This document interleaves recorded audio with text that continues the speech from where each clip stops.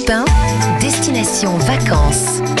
Il est 7h moins le quart dans Europe 1 matin. Et l'heure de retrouver nos balades touristiques et gourmandes avec Vanessa Za et Marion Sauveur. On commence avec vous, Vanessa. Destination le Lot pour plonger, donc, comme vous nous le disiez, dans les entrailles de la terre, dans le gouffre de Padirac. Qui est le premier site français du patrimoine naturel souterrain. Je ne sais pas si vous le saviez.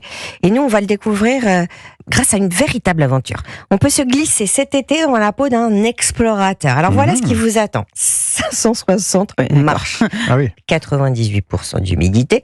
Une température ambiante à 13 degrés. Donc ça va un petit peu nous changer de la canicule.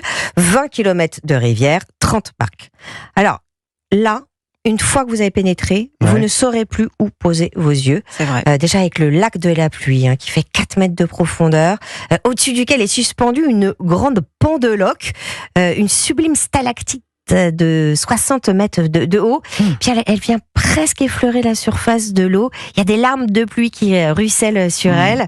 C'est très poétique. Et puis le Grand Dôme qui, lui, est une véritable cathédrale souterraine, presque 100 mètres de hauteur avec des fleurs de calcaire ruisselant, des bénitiers d'albâtre, des piles d'assiettes, des drapés, de la dentelle. Enfin, c'est de l'art. Voilà. Oui, en quelque sorte. C'est vraiment grandiose. Et tout est figé, donc, depuis la découverte ? Complètement. Depuis 1889, quand Édouard Alfred Martel, le père de la spéléologie française, descend, suspendu à un cap de 75 mètres pour s'enfoncer, le premier dans ce que les gens du coin appelaient à l'époque le trou du diable. J'imagine, ce que j'adore, c'est qu'en cette saison, vous pouvez participer à des soirées explorateurs, donc vous glissez dans la peau de Martel et de découvrir le gouffre comme lui à la lanterne. C'est extraordinaire parce que tous vos sens se mettent en alerte. Louis surtout, puisque quand même il fait très sombre. Et voilà, c'est assez incroyable d'entendre cette rivière souterraine. Ça résonne, le cliquetis de l'eau qui glisse sur la roche. Voilà, on est dans un autre monde. Moi j'y ai déjà été au gouffre de Padirac, c'est vrai que c'est formidable. Ouais. Dans cette espèce de tube, quand on est au fond, ça fait presque un parfait cercle. Mais alors, puisqu'on est dans la région, Vanessa, qu'est-ce que vous nous conseillez d'aller voir alors ? D'aller faire un tour dans 3 des plus beaux villages de France, Hautoir, Loubressac et Carénac. Et puis évidemment la cité sacrée de Rocamadour, qui est construite totalement à la verticale, à flanc de falaise. C'est vertigineux, un haut lieu de pèlerinage depuis 1000 ans. Et justement, monter le grand escalier des pèlerins, c'est une Vierge noire qui vous attend tout en haut, la patronne des marins. Alors bizarre de la trouver là, alors qu'on est à 200 km de la mer. Mais des écrits attestent que la petite cloche à côté d'elle sonnait d'elle-même quand un marin avait été sauvé en mer. Dites-moi, où est-ce qu'on pose nos valises pour un séjour dans le secteur, Vanessa ? Dans de jolies roulottes en bois, au petit gouffre de Padirac, et ça c'est super sympa à faire avec ses enfants. Oui, j'imagine, effectivement. Merci Vanessa.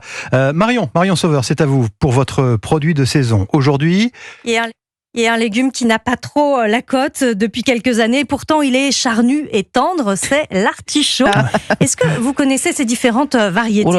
L'artichaut de Bretagne. Bretagne, oui, c'est ça. Le Camus de Bretagne ou le Castel font partie des artichauts blancs, des artichauts de couleur verte et rondouillard. Et comme autre variété, on a l'épineux ou le violet de Provence, qu'on surnomme ainsi poivrade.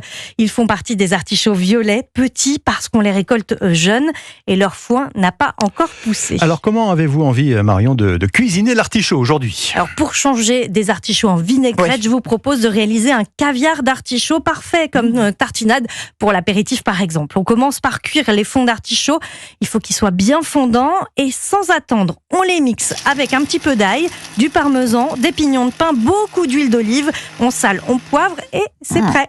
Il ne reste plus qu'à tartiner sur du pain grillé et de parsemer de pignons de pain torréfiés. Ça doit être bien ça.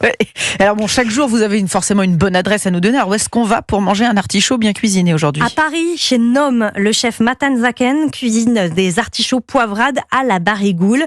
Avant de les poêler, il sert ses artichauts avec un condiment d'abricot fumé qui va apporter de l'acidité, des amandes fraîches pour le côté réconfortant et de l'agastache anisée pour apporter un petit peu de fraîcheur. Une autre adresse, Marion ? À Toulouse cette fois, celle du chef Hippolyte Peters Disteract du restaurant Le Cénacle.